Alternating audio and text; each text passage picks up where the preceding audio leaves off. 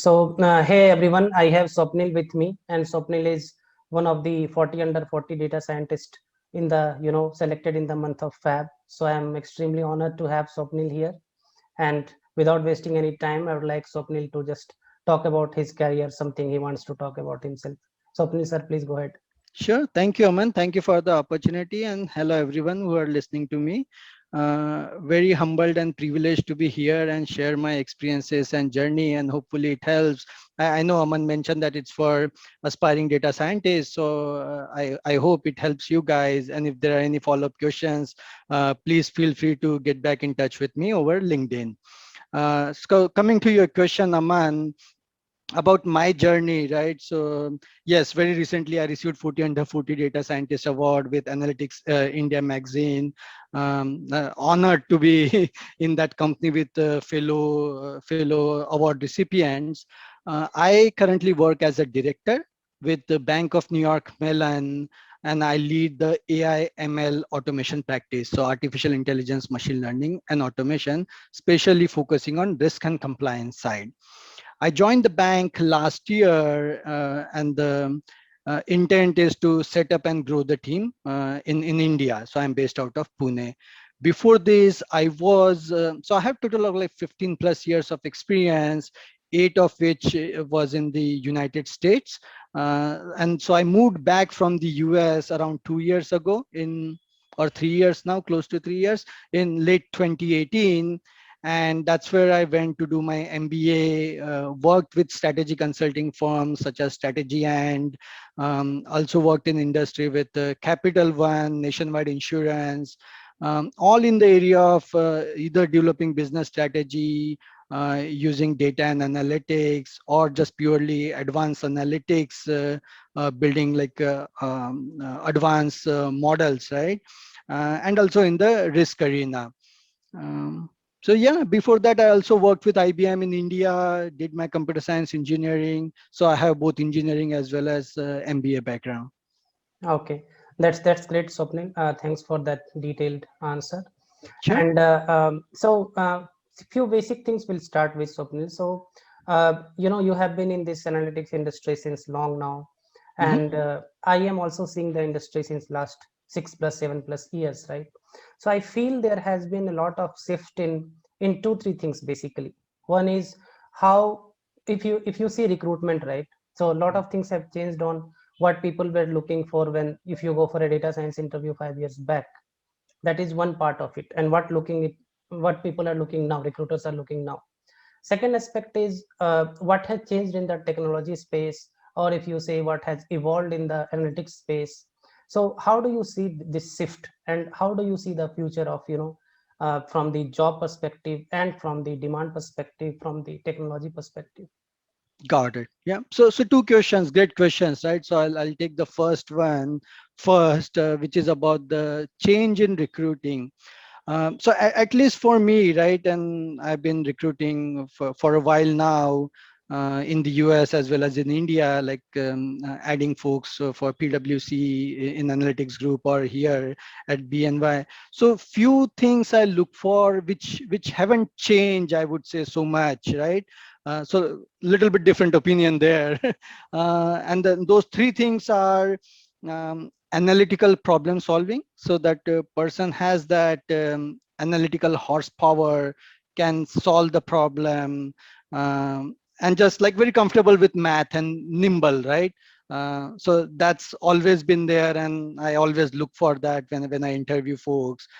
Second thing is structured thinking. I mean, it's more like taking that strategic business problem overall, and how you break it down into chunks and organize your thoughts in a structured way. This skill, I find it like, especially when we are talking about the young folks, like very junior folks, I think this skill they can develop upon, right? So it comes with some experience and maturity. And the third thing is about communication. How well can you communicate your analytical finding or anything, present it in a way so that you can talk to like variety of audience. So those three things I still look for, haven't changed much, I would say. The things that have changed is is this addition of like now the deep learning, the neural networks, GANs, and all these new techniques and new algorithms. And it would be helpful or at least differentiating for the person to either show if he or she has worked on some of those projects, or at least have a basic understanding or the fundamentals are sound even on these techniques, even if there are no projects. So that's on the recruiting side. One more point. So those 2 points. The third point on the recruiting is, so data scientist skill is in demand, and a lot of organizations are trying to set up their teams and hire these folks. So even from the company standpoint, we need to change the traditional way of recruiting, and that's like my personal opinion, right? So all this, and I didn't put the disclaimer at the beginning, but all this opinion are like personal, right? It doesn't represent my company. But I personally think that we need to move away from that traditional just a job board posting where someone could come, find the opening and apply. I mean, of course, we need that as a process, but we need to innovate that. The companies need to innovate that, like think through hackathon. That's a better way to hire this data scientist, analytical talent, where they could demonstrate their skill and company gets the real talent as well. So that's on the recruiting part. Your second part of the question was change in analytics. Of course, it's getting more and more matured, right? Analytics over the years, and we know the reasons, right? Advancement in availability of data, availability of hardware, and the newer algorithms and all of that. So it has changed from like, and even in industry is getting, regulators are getting more comfortable with it. So from the traditional use cases of why it happened, what it happened, to what we could do more onto the recommendation side, right? When we talk about that descriptive, and from that to prescriptive, right? So that's where it's moving. There are like a lot of newer algorithms, as I just touched upon. Even in industries, they are more open to adopt this. Um, yeah, so that's what I would say the changes have been in the analytical landscape. Yeah, thanks, Swapnil, for that answer. So, as you spoke, right, your most of the experience is in BFSI domain, banking, That's finance, and correct. insurance side. So, just out of curiosity, and many young folks will watch this. So, can you talk about some interesting use cases? I mean, something that people can visualize and think through, that these are the things that has been done on the banking insurance side, or that is possible. Sure, sure. So let me give a generic answer and maybe then talk about one specific use case. So banking and financial services is is lagging behind, I would say, compared to some of the other industries such as e-commerce or media, right? We see Amazon and the Netflix of the world. So they are the heavy users and early adapters of advanced analytics. And rightfully so, right? And with banking, you have so many constraints as well. But uh, I mean, it's still better than, like, let's say, oil and gas, right? So so that's where the banking falls in the spectrum of industries in adoption of AI/ML or advanced analytics. There have been a lot of use cases right from the front end side, like so. When we talk about the marketing, so coming up with a new product recommendation. So if a customer already has a credit card with the bank, do you go ahead and offer them the mortgage product? So how do you select that audience or the customers to which target, right? So for targeting which products to recommend them. Nowadays, digital is the buzzword, right? Everyone wants to go digital, including banks. So a lot of banks we have helped in the past to build their digital strategy, and it's all rooted in advanced analytics, where again, what products do you offer, but what customers do you go after? Not everyone is comfortable with digital. So how do you identify those customers? Where are they located? What's their market size? Those are the use cases around the front end side, right? On the middle side and the towards the end as well, like the entire spectrum value chain of the banking, in the risk and compliance side, there are like a lot of trade surveillance, transaction monitoring. So a lot of frauds are happening. How do we, and the simple example would be a credit card fraud, right? So earlier there used to be simple rule based thresholds, algorithms, which would say, okay, if customer is doing transaction for X plus dollars, that looks like suspicious, go and investigate that. But Mm. that could be a lot of false positives, right? So how do you apply advanced techniques to determine those fraudulent cases? Um, and then there are a lot of varieties. I can just keep on going and going. There is like OCR, there is a lot of PDF documents. So especially in the financial world, where we need to extract information from PDF documents, and it's not that straightforward. It's not just rules based. You have to apply some advanced techniques. So how do we extract those? So these are the areas. One specific case I would talk about is, and I'll mask the details, but one of the projects I had worked on in the past, it's for the B2B insurance carrier, right? So it's a small workers' compensation insurance that's like common in the US, where organizations like all the coffees like Starbucks or Dunkin' Donuts, all these organizations, they have to take workers' compensation insurance, meaning if something has to happen on their facility to workers, if they fall down, get injured, they have the insurance for it. So my client was the one who was providing this insurance to all these small players. Now the process for that was very lengthy, very time consuming, and required a lot of input from this like organizations like Starbucks and Dunkin' Donuts, where we would ask for a number of employees and the branches and whatnot. There were so many different data pieces we would require, or they would require, for their existing model, which was built by one of our competitors. So the partner I was working with that time had a hypothesis, and he had spent decades in that setup, like workers comp, and was CEO of that. So he had hypothesis that at least for the majority of the cases, like 80% of this policies, insurance policies, we don't have to go like this deep. I mean, we should be able to write it instantaneously with limited amount of data. So that's the hypothesis I started working off of with my team, to think through, okay, what would be those interesting features? How can we get it from outside? If it's not available, what proxy we can use? And what insurance policies are the ones which will fit the bill? And then trying out different algorithms and doing that entire pipeline, but generating the results which are better than their existing model. And Mm-hmm. we were able to do that. The work was presented in InsurTech conference. It's also slated to be patented. And then we took that proof of concept, basically, which we applied at one client, but to different clients as well. So that Uh, was one example where it was used to underwrite the risk. Okay, great. Thanks, Swapnil, for that. And guys, the reason I'm asking these questions is many of you are new to this space, right? So you might not be able to think. So if I talk of retail, what kind of use cases can be in retail? Or if I talk of BFSI, what kind of use case can be? So when we speak with some experienced person, somebody who is into that domain for long, then your brains will open. Okay, this is possible. These are the things that is done. Okay. So Swapnil, many of subscriber in this channel, I have nearly 10K subscribers, are That's pretty freshers. impressive. Yeah. So well, thanks. When I say freshers, these guys are either college pass out, 1 2 year job guy, or Hmm. they have not done job at all. I mean, fourth year of engineering or MBA final year, something like that. Hmm. And other set of people are who has worked in, let's say, Java or .NET for 5 years, 6 years, and they want to move to data science. Okay. So, based on your rich experience of seeing the industry, Swapnil, what would be your suggestion to these guys? I mean, how they should approach this journey?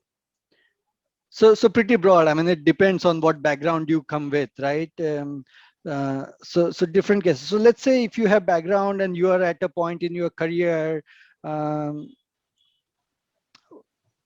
so we had to tailor, right? So if you are from, like, let's say, a very premium institute, right?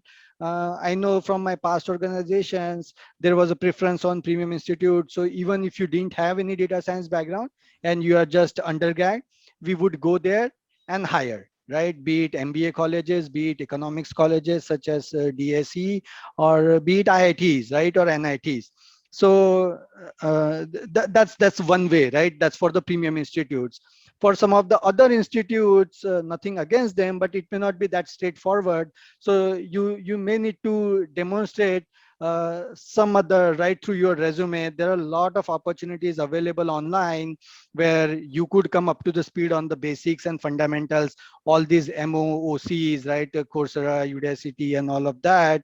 And there are free courses, like you can audit the courses, but get your foundational knowledge on that, and try to solve some problems. So there are a lot of databases available as well. Again, there is a spectrum. Some people I've seen, even experienced people, they say, okay, I done some projects, but that entire database and the entire algorithm is available online. So Yes. it doesn't, it's not that impressive, right? Versus, okay, only data set was available, but algorithm was not, and this is what I did. So Hmm. that's better than that. Of course, better than that is if you already done some internship, some project with some real time, real world data. That's more better, right? So that's one way. That's like a easiest path, I would say, to get into. Again, it requires a lot of effort, but relatively easier. The second option is like there are a lot of institutions, they are coming up with their master's program specialized in analytics and data science. There is a PGDBA program with IMC, IITK, and ISI.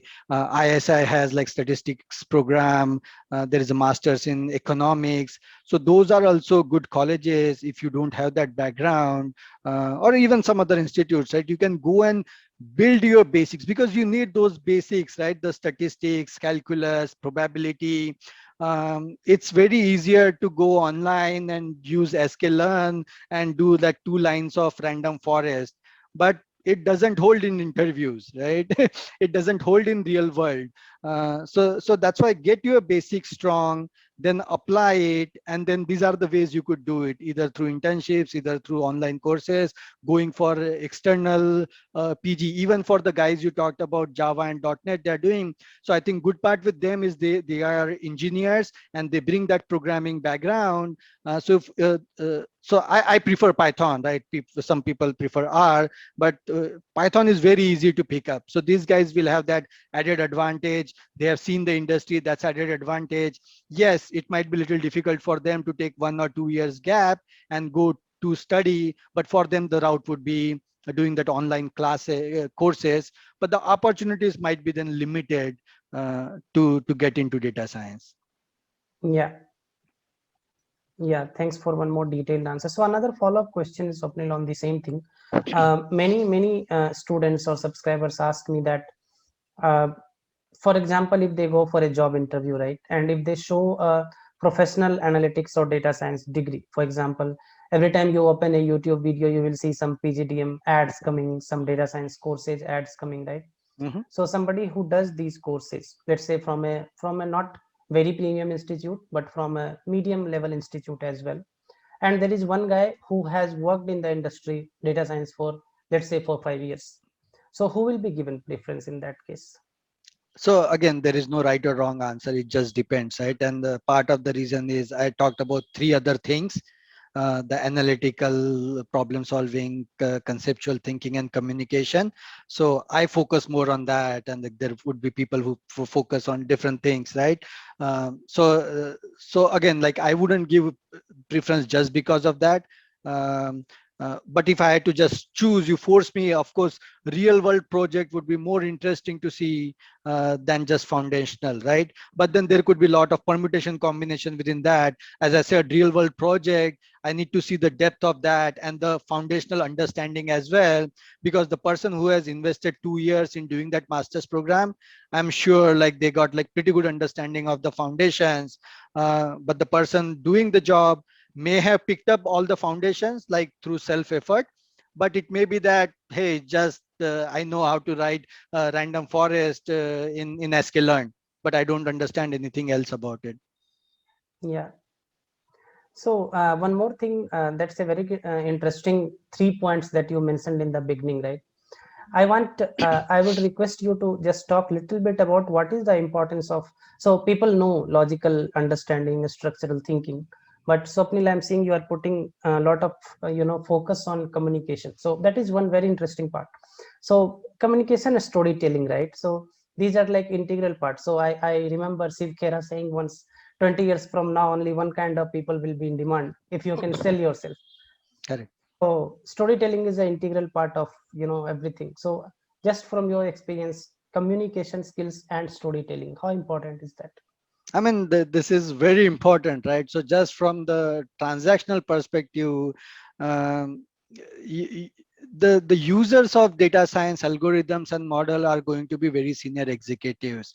They are first of all uncomfortable, right, with the black box nature, with the regulator, and I'm specifically talking about BFSI, with the regulators not liking the black box models and machine learning. So there is already a lot of pressure, and even we know about all the challenges with AI ML brings about ethics and fairness, and so there are right reasons for them to doubt machine learning. And then if they don't understand what you had done, then they're not going to use it. So you will build everything, but then it will just sit at your desk. So I have seen even in my companies the algorithm as simple as k-means.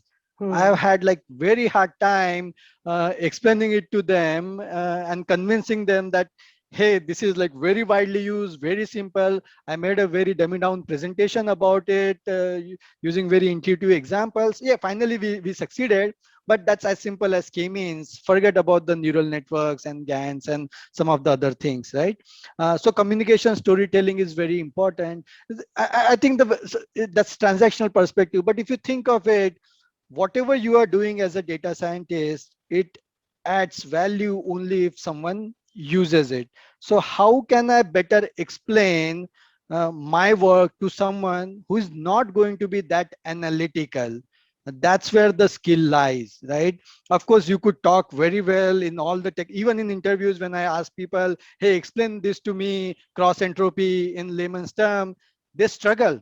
They struggle, like they use all the jargons, even like with gradient descent or local minima and local maxima. I was like, executive is not going to understand that, so you have to dumb it down. So it's important that phase, but again, coming back to your target audience, I think for them it's needed, it's important, but for them it's more necessary to have foundational knowledge. Concept should be very clear, and they should be very strong in programming, building these algorithms, and some of the skills they can pick up, right? Once they join the organizations, their managers, directors, they could at least that's how I approach, right? At the junior level hiring, I'm okay if they're lacking a little bit on this, because that's where I could add value, but they can fill my gap in the technical knowledge because I may be rusty on that technical side now, right? Hmm. Yeah. So one more very common question which I receive when I do some live interviews or live Q&A sessions. Mhm. So there is a lot of buzz around deep learning, right? So Yeah. from last 2 3 years, if you see, everybody talks about NLP, deep learning, and many of the job posts on the LinkedIn or JD, if you see, right, Mm. all the keywords they have heard. I don't know if they write all the keywords they have heard. Freshers get little frustrated by seeing all those fancy words together in a JD.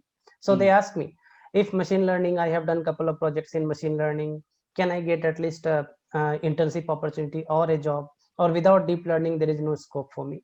So what is your take on that? So I think I'll give twofold answer to that. One thing is like, don't get afraid about all these fancy keywords and buzzwords in the JD. Um, I think that's unfortunate that people put everything in there, and especially at, let's say, the junior level hiring, right? And I don't think, to be honest, I don't think they expect, but maybe no one took that time to really distill it out or put some few things there. Or it could be that they're thinking, if you're doing any one of this, that's fine as well, right? So there are a lot of reasons, but you don't have to get afraid. No one expects you, at least I won't expect anyone to know everything, right? Especially at the junior level, get good at like few things, right? Whatever you're comfortable with, and talk about that. Make sure again, I'll say that your fundamentals are clear, you know why you did what you did, and talk about it end to end. So you should be very comfortable with that. It's okay, like if you haven't done used BERT, or you haven't used GPTs or OpenCV or whatever, right? But whatever you had done, talk about that. So that's one portion. The second portion about deep learning, I would say I would actually recommend for them to get understanding of deep learning, because getting understanding of machine learning is pretty table stake in this data science environment now. It's getting very cutthroat, especially in India, right? Everyone wants to get in this field. People who were traditionally in IT are already in this field, so it's kind of like a lot of people available. So how do you differentiate yourself? Machine learning, people are getting up to the speed, it's relatively easy. I think you should spend some more time to get, again, fundamentals clear about backward propagation, forward propagation.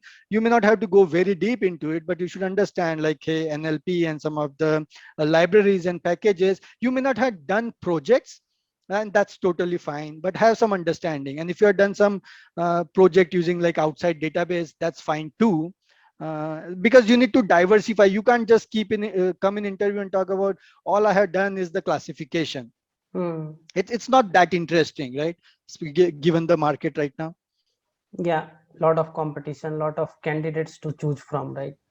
So I would like to add just a small point here. I repeat this many times, guys. It is perfectly fine that if you tell someone in the interview that, for example, somebody asks you, have you worked in time series forecasting? There is no harm. You are not doing a sin by saying, I have not got an opportunity to work in time series forecasting. I have worked in these things, but I have an understanding of how it works. That's fine. So somebody asks you what is moving average, what is smoothing, you should be able to tell it.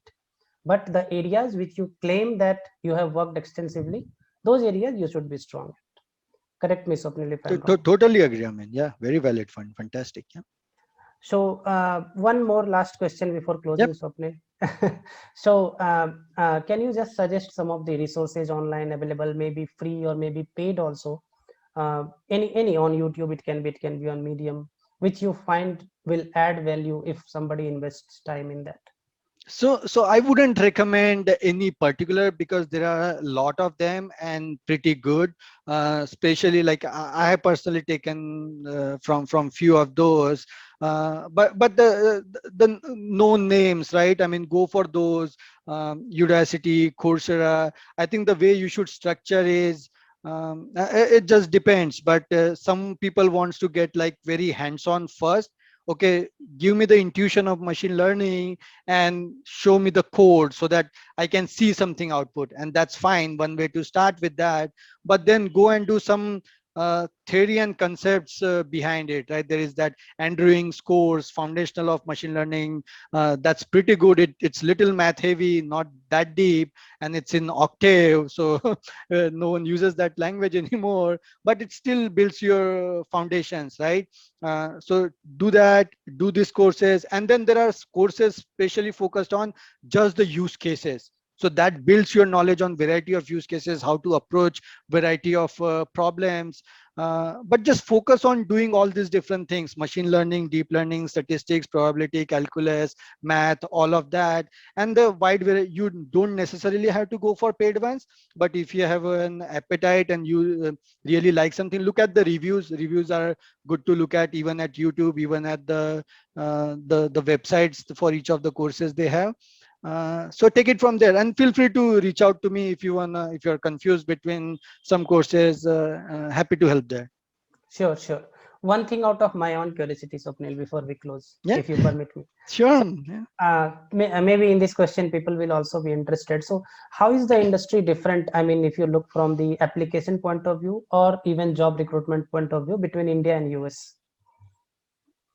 So you're talking about analytics BFSI, or just general in India and the US? What are the differences?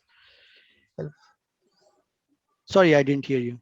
General itself, not specific to BFSI. Let's say general.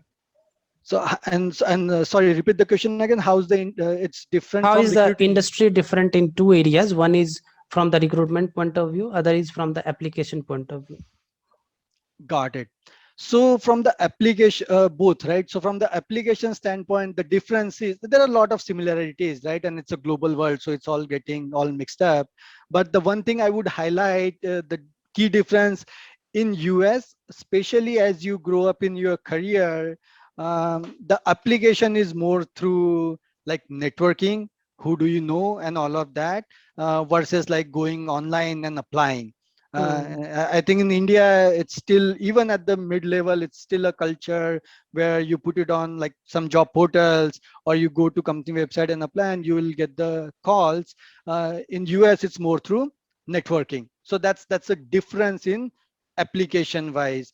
In terms of recruiting, uh, I seen the difference I seen in US interviews, and again I'm generalizing, right? There is a component, most of the times there is a component on behavioral interviews. It's like tell me about a time when you demonstrated a leadership or you solved a conflict. It's an actual example they are looking for you to convey in a structured format, and not some hypothetical scenario. Here I haven't seen, in India I haven't seen much of that. It gets more focused on on the job itself, versus like the technical details of the job, versus like a behavioral aspects. So that I would say from the recruiting standpoint, the difference. Okay, okay, that's great. So I would like to thank you, Swapnil, from my side and all the viewers and subscribers for taking time out for this. Okay, guys, I will drop Swapnil's LinkedIn in the description of the video. If you want, you can get connected, and Swapnil would be happy to answer your queries if you have any. Okay. Certainly happy to thank someone for your time, and thanks for the opportunity to share my thoughts with the younger generation. Thanks a lot, Swapnil. Have a nice day ahead. You too. Bye bye. Yeah, take care. Bye.